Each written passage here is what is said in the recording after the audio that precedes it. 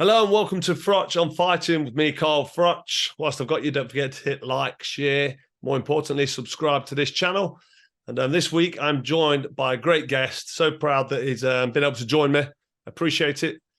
Josh Warrington, the Warrior. How are you, mate? Not too bad, Carl. Not too bad. Physically, I'm good. Mentally and emotionally, I've been better. But we go on, don't we? We go on. So straight on to the fight. I might as well go straight in there. I interviewed Leigh after the fight and didn't really talk to him. I'll ask him if he felt like if he was lucky or how the stop. Well, I did touch on the stoppage actually. Yeah. And he obviously, as a fighter, is always believing in himself, and we know that he has got the ability to finish fights late and finish strong. Even though he's tired, he still somehow manages to find the power in the finish. And we've seen it before. But from your point of view, first of all, I think what I want to ask you is how did you feel you was doing in the fight, and how did you feel the fight went? What's your opinion on the way you performed before we go on to the stoppage? So before we get onto the stoppage, I felt I was well in control. I felt the first two rounds were quite nip and tuck, and if anything, after round one, I was quite annoyed with myself because I felt like I was getting too carried away. I was too hyped up, so excited to be in there. Second round, Leigh started to switch over a lot more, go southpaw, and I feel that his team felt that he was having a lot of success with that, but there was just a slight adjustment needed from myself.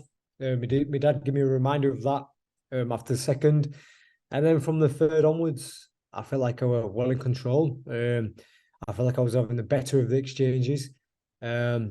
I'll be honest with you, Carl, I wasn't expecting to be going on the back foot, but if an opportunity is there, then I think I'm adaptable and making it easy for myself. I wasn't really taking much punches. I could see what would come in and out, raising tactics, and I was looking after round 6 to potentially step it up. But obviously educated going into round 7. Yeah, well, I was obviously sitting ringside commentating for the broadcaster DAZN, and I think I may give just a hometown first round split, share the first round, because it was quite a close round. Leigh was in there, but I thought he stood in front of you with his chin in the air, and you took advantage of that in the first round. But he did land a few shots himself, and he caught you with a couple of shots. It was quite an even round. So let's just say that round was even.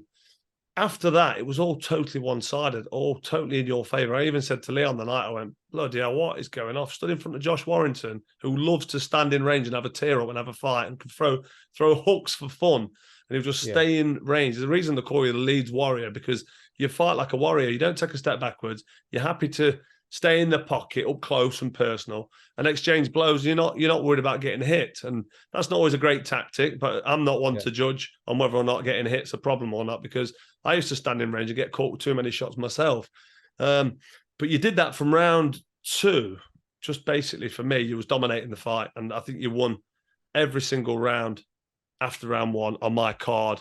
There was a couple of rounds that were close, and I could have probably split them or give Leigh maybe one or 2 rounds in the eyes of the judges from a different side of the ring. But from where I was sitting, you won everything. That's my opinion on it. And then obviously then came the stoppage right at the end of the round. So you got caught with the right hook, and then to be fair to Leigh, he planted 3 or 4 really crisp, clean, accurate shots on the chin, ran your head, and he timed you on your way down as well with a last shot that you kind of didn't need. But how badly hurt was you, and how did you think at that point that this is over? Well, I'd like to stop you just for a split second there, Carl, and go back a little bit earlier to that round, because I want to talk about the point deduction, and I feel of course, big moment in the fight actually. So I'm glad you brought that up. And I feel that was a quite a big point, because, like I said to you, I was looking to step it up, but I would have done it more cautiously. Now, I know it was quite early into round 7, but I felt I got off to a good start.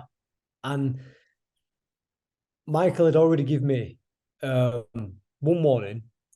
And then that punch there, I mean, I broke it down the other day on social media. I actually watched that on your social media, and you did a brilliant job of convincing everybody that wasn't an illegal blow. But you carry on. Yeah, I've set the punch off. Lee's turned. You know, if he doesn't turn, it hits him square on the face. It goes towards like the backside of his head, but not completely on the back of the head. Michael stops the boxing. He pushes me to the neutral corner. He says, "Josh, last warning, mate. That's your final warning. That's your final warning." So I protest my innocence. Michael, come on, it wasn't on the back of the head. And I feel with me doing that, it changed from giving me a final warning to right, point off. So really? Is that how the conversation went? That's how I swear that is how the conversation went. That's not that don't sound right, does it? It takes a point off. Like bear in mind, like I said, I've only had one warning. As the boxing's continued. So my thinking is it's just changed from giving me a final warning to a point off. What's stopping him from taking another point off and potentially disqualifying me? So I thought, right, I'm going to pick you up a bit here. Now, forgetting, Carl, that it's a 10-point move system, I'm thinking, right, I can't win the round, but at least I can draw the round. You know, so let me take it to him, let me pick up the pace, and then, it could be a 9-9 round.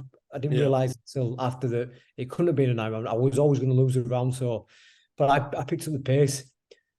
Maybe a little bit more and more aggressive than I wanted to. And then towards the last 10 seconds, I hear the klaxon, slap on side of the ring. And, kudos to Leigh. Times a shot. And I wouldn't say it was an hard shot, but it was a very well-timed shot. Catches me on the way in, startles me. And then, like you say, lands 4 or 5 clean punches, goes down. But this is where it becomes really debatable because I bounce up, I think, around 4 or 5. Now, I've heard the bell when I'm on my back. Is that why you headed over to your corner? Exactly. I headed over to that, and obviously they tell you, don't want to see you on the feet. You want to normally go to neutral corner, so I headed over to corner. I'm expecting to turn round. Michael had put me on shoulder, pat me on shoulder and say, you're all right, sit down. My dad's already on the side of the canvas. So I've got up and I know how it looks. I've seen the footage back. I am on shaky legs, but that initial 1-2 walk, a couple of steps forward, it's unshaky. Well, by the time I get to my corner, they're there. I've got fucking bastard. No fella can see me. I can hear 6, 7, 8, and as an 8, I turned round and he's already waving off. Yeah, you turned around and faced the referee at 8 seconds, which for me was enough time because if he was on the floor and you got up on 8, then he then can start asking you, how are you? Walk towards me, give your gloves a wipe.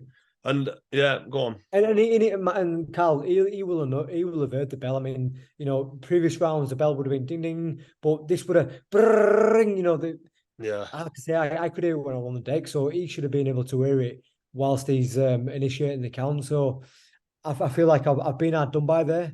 In that split second of walking back, I did have jelly legs, but I knew my whereabouts. After the full minute, I'd have definitely recovered. I'm one of the fittest boxers in the world. My engine and recovery is fantastic, second to none. Yeah. And I'm not saying that Leigh might not knock me out in the next round because he might have come out and hit me with 1. It might have been game over. But then also, it might have come out and I could have survived it and I could have caught him. It's that unquestioned then. It's unknown territory. Yeah. And it's like, we'll never know because I never got given the opportunity. And there's a couple of other factors to take in. Number 1, I'm well up on all the official scorecards. In between rounds, he picks all the judges' cards up. He'll see them. He'll know. I mean, he's a judge himself as well as a referee. He'll know that I'm in front. Number 2, if he's heard the bell, then he should give me the benefit of the doubt. I'm up. I've walked to the corner. Like I say, give me that chance to turn around. And 3, I've got a minute after. And this is World Championship boxing, Carl. I know the referees have got they've got a job to look after the fighters' safety and health. I understand that completely. But like I say, this is the top level boxing. Things happen. It happened to Leigh against Michael Conlon. It's happened to many, many fighters in the past who've come back after and won. So I do feel a little bit hard done by, mate. Yeah, well, the way you've explained it anyway, the way you've sort of dissected it from your point of view, I'm pretty much in full agreement with you.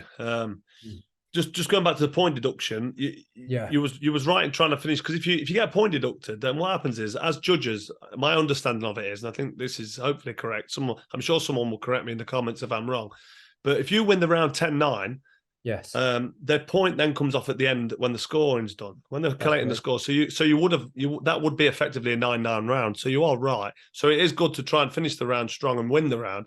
If you've just had a point deducted. I thought the point deduction was a bit harsh. I really do. I mean, I don't like to give referees stick at all, especially not Howard Foster, one of the best referees in the business. Howard Foster is. I know it wasn't Howard Foster on the night, but he stopped my fight, didn't he, with George Groves? Yeah. And that fight could have gone on maybe another couple of seconds before I would have ironed Groves out like I did at Wembley. But I just feel that the referee should have heard the clappers, because that's his job, and he also should have heard the bell. So taking into account that the bell had just gone, you was on your feet in about 4 or 5 seconds. You did stumble back to your corner, and you was on the top rope, pissed off with yourself, thinking you openly admitted, didn't you? I've been caught, for fuck's sake. Exactly. And you was pissed off. Then you turned around though on the 8 count and faced the referee and did what, in my eyes, you needed to do to tell the referee, look, I'm on my feet, I'm facing you. Yeah. So I spoke to someone at the British Boxing Board of Control actually at the weekend at the Boxing Writers do on Monday. And I did say, I won't say who it was that was asking me, but because I don't want to bring people's names into it, but it was someone quite high up in the board, and they asked me my opinion, and I said to them, that fight should have gone on. More so because it was the end of the round. And he said, well, you shouldn't take into account that it's the end of the round. And I said, well, the American judges do. The American judges definitely go, right, the bell's gone.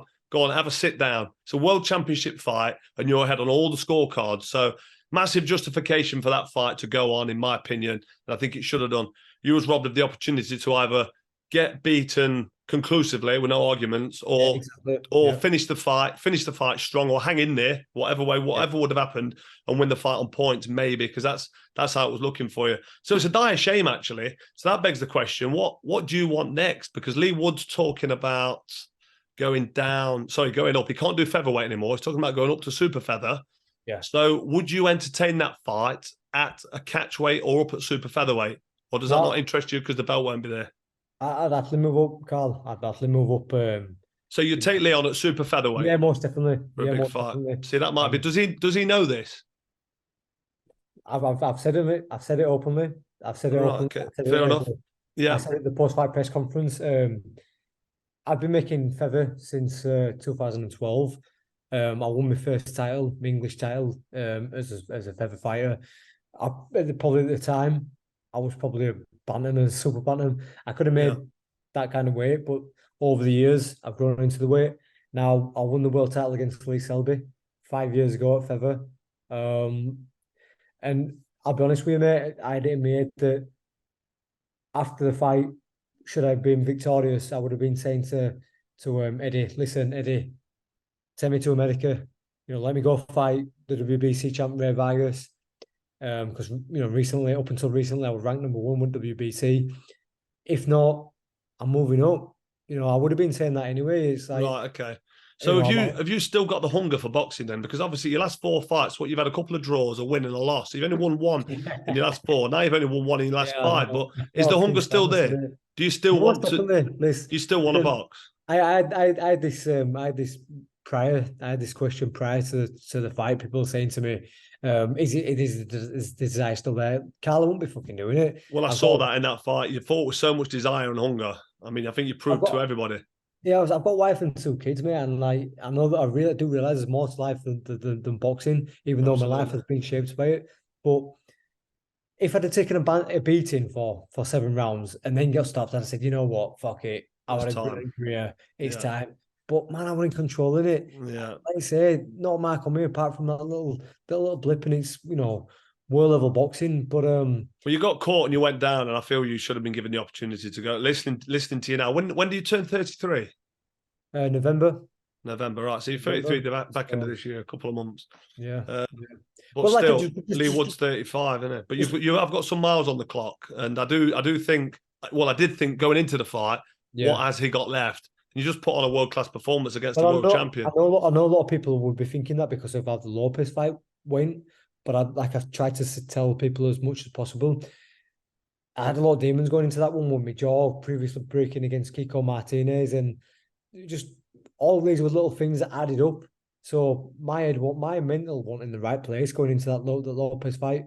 This Yeah. time around, I was, and I think I've shown that I'm at that level. But I will quickly touch on just the rules one more time. Now, no, we're not in America, but I was over in the States with Maxi when he boxed George Combosa. And one thing that we will say, they made it stringently clear. I mean, the as well as the officials, the referees were in that rules meeting as well.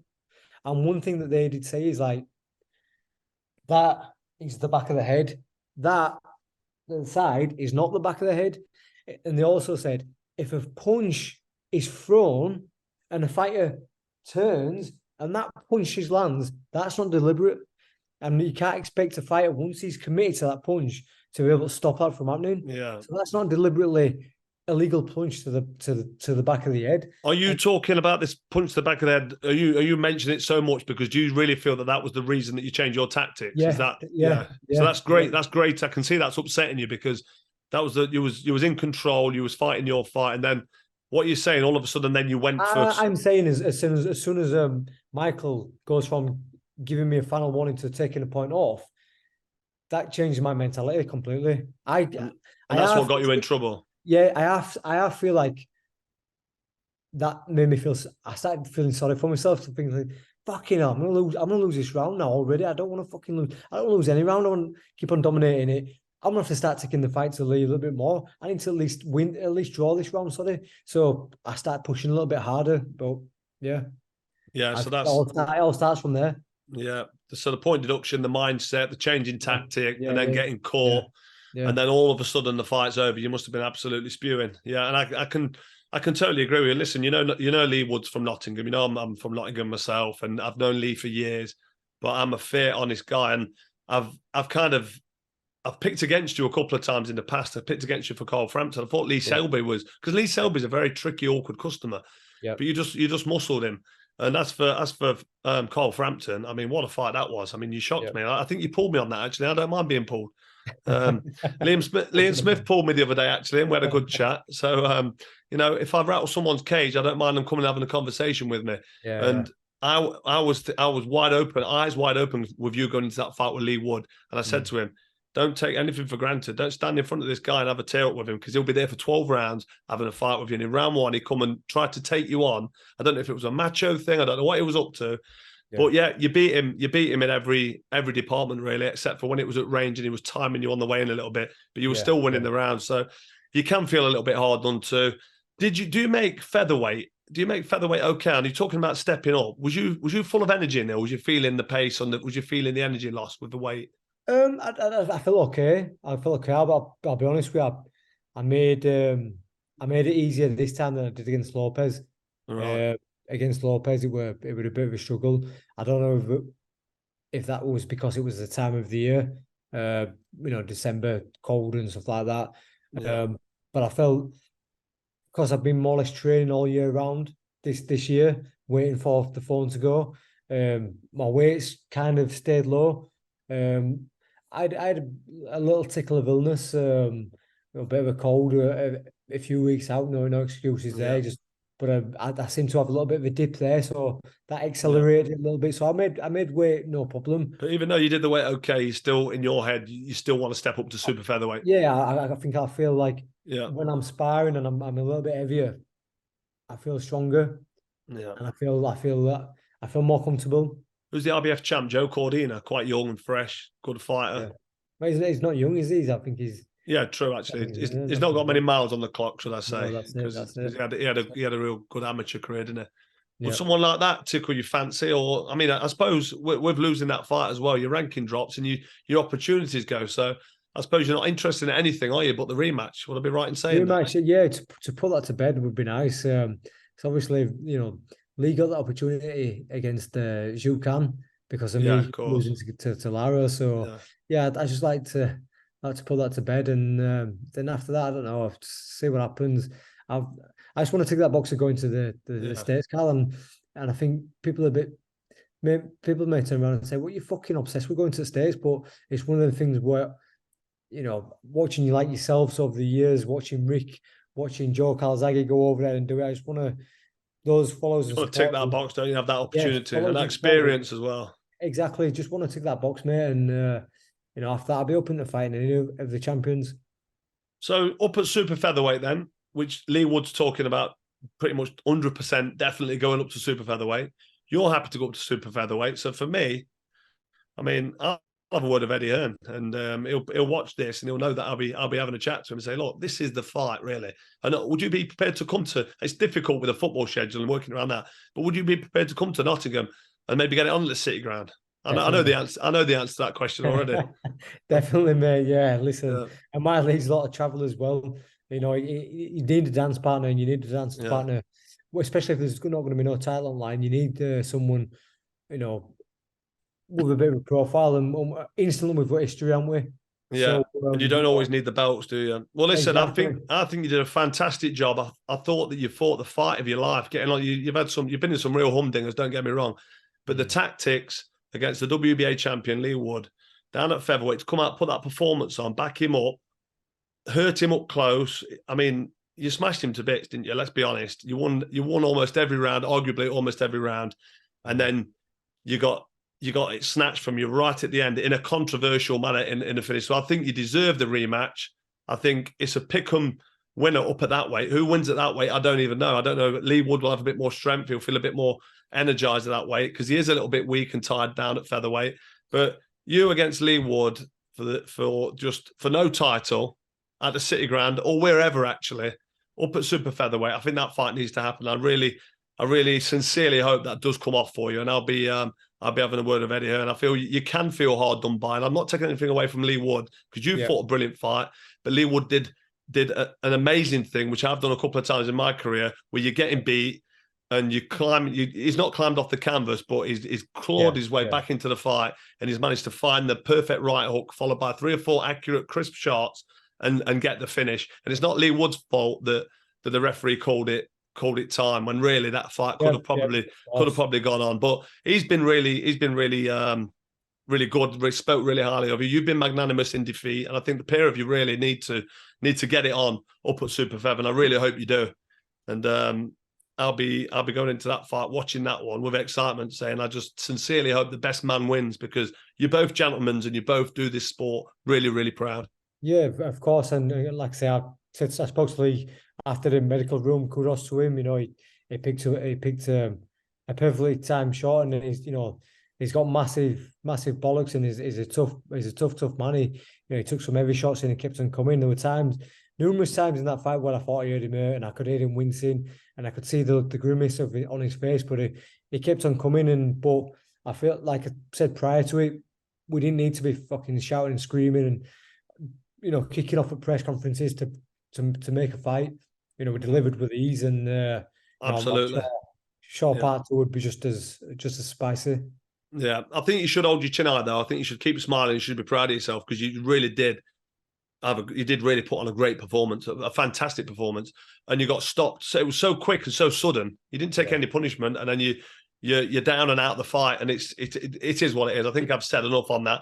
Anyway, the serious boxing aside, which is obviously you and Leigh Wood, the proper boxing. I just wanted to pick your brains just quickly before I let you go.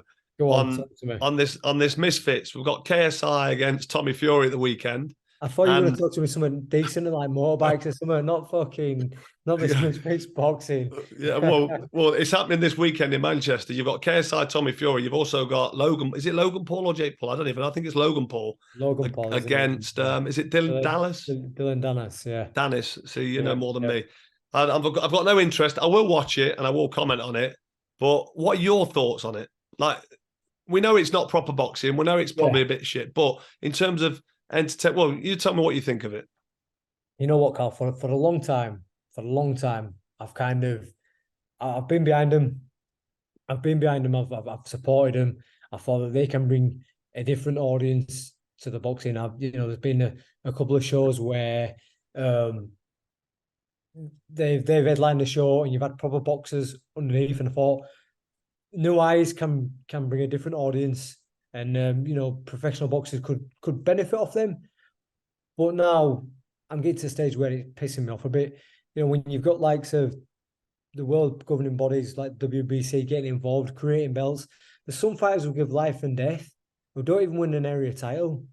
You know, and then you've got like a world governing body like the WBC making these belts, crowning them champions, you know, giving a false narrative to those who don't really know boxing. And it's as though now the advertisement for boxing is you've got to behave like a fucking dickhead at a press conference. You've got to scream and shout. You've got to turn up like this and over. Listen, I know it's a drama. I know it's a pantomime, but not every boxer's like that. You know, when they have a proper fight, then you know they'll see. But I think it's just becoming a bit of a joke now. If I'm honest with you, Carl, and I shall. Yeah. I will be watching. That's for sure. Watching that is a bit of a joke. I don't think there'll be any honest pros like you that actually would give it any credit. I always give it a bit of stick. I acknowledge that it's an entertainment business. I don't think it should be called boxing because it's not professional boxing. It's play fighting, isn't it? It's like white collar fighting. Yeah. It's not proper. And as for the characters, I mean, KSI for me, it's been cringy this week. Some of the stuff at the press conference, and Tyson's dad as well. His old man's been shouting and screaming and chucking things up. It's just. Do you think it brings our sport down? Do you think it reflects badly on boxing, or do you think people just look at that and think just a load of shit? This MisFits anyway. It doesn't bother pro boxing. A bit of both. To be honest with you, a bit of both. I think those who we represent it as an art, a science. It's gentleman's sport, hard graft, determination, do the business in the ring. For those who think, oh no, it's a violent sport, I think we kind of do it some justice. Yeah. But then you see, likes of, I don't know, John's probably playing the game and stuff. But the bad mouthing and the shit that what goes on, them boys go deep, and obviously they know what they're doing. They come from different backgrounds. Yeah, they know how to build an audience. Let them have a proper fight, man. I don't think they're fucking proper sparring sessions. I feel like it's all about the build-up, like John Fury chucking bottles or shouting. Yeah. But if they could deliver a proper scrap, then I'd take my hat off and I'd clap and I'd say fair play to them. But we're not going to see that way. We're not going to see the bell goes and it is absolute shite, and let's be honest. We're not going to see blood and guts. We're not going to see a man unconscious. And this is totally agree. It's a fucking hard sport. Lives get changed. Stop fucking about with our sport. Stop making a mock of it. They're making a mockery of it, and they're earning big money doing it because they've got such a big following. But I think it is bad for boxing. But unfortunately, I don't know if it's going to change because there's a captive audience for this shite. I mean, KSI's got a massive following. Jake Paul, Logan Paul. There's only a handful of them really that command that sort. And Tommy Fury really has had an absolute touch, and it's nice to see a professional fighter because he is a pro boxer. He's not. Would you say he's British level, Tommy Fury, or would you not even put him British level yet? I don't know, mate. I mean, like, I can understand that going into something like the fight that he had last year or earlier in the year with Jake Paul. With Jake, I can understand that adds a lot of pressure, a lot of media. Obviously, he's coming from a fighting family. They expect him to just banjo in, but I mean, you've seen all sorts with the contracts, and he's not allowed to do this, not allowed to do that. So you never truly know. But Tommy, I think he made his debut on my undercard when I boxed Carl Frampton, and then I don't think he made that many waves, to be honest with you. So to say domestic level, but the reason I asked, probably not. The reason I asked the question because if he's not even British level and he's going in there and he's earning millions of pounds because of the following and the fact that the MisFits fighting at this level with KSI and Jake, but them sort of names, they make an absurd amount of money. I think you just got to leave them to it. Keep giving them stick like we are doing, not give it much credence, and just let the audience realise. Makes it sound better, doesn't it? It makes it sound better. It does, but I always say fair play to Tommy Fury. He's making money and he's taking easy fights and maximising his earnings, but no other professional fighters are really doing it. No one's getting that chance. Tyson Fury is actually topping up his pot of millions of pounds by fighting Ngannou in a stupid fight, whenever that is in a couple of weeks, and then hopefully that fight with Usyk actually gets over the line because I'm still not convinced about that. I know it's supposed to be signed and done. But yeah, hopefully we'll finish on that now, mate. Hopefully you get your back to the serious boxing. Hopefully you get the rematch that you thoroughly deserve against Leigh Wood, because I just want to close on the fact that you put on an unbelievable performance against Leigh Wood for the WBA featherweight title. And if you step up to super featherweight, I want to wish you all the best. And I really sincerely hope, and I'll speak to Leigh Wood and I'll speak to Eddie Hearn, sincerely hope you get your chance at a rematch because you thoroughly deserve it. Yeah, cheers, Carl. No, I No, appreciate pleasure. that. And I appreciate that, thanks mate. again for coming on, and no doubt we'll see you soon, mate. No problem. Cheers, mate. Well, that was a great conversation with Josh Warrington. I spoke to Leigh Wood immediately after the fight. He'd have seen that one. Now I've just spoke to Josh Warrington. He's not done, I don't think, many interviews since the post-fight press conference, but I think he made quite clear there what he wants to do. He wants that rematch, and like I said, I think he deserves it. But anyway, this has been another episode of Froch on Fighting. Don't forget to hit like, share, and subscribe. Hit the notification bell as well, because this weekend I might be watching that shit show, that MisFits. I keep giving it stick, but it's obviously got a place in the world.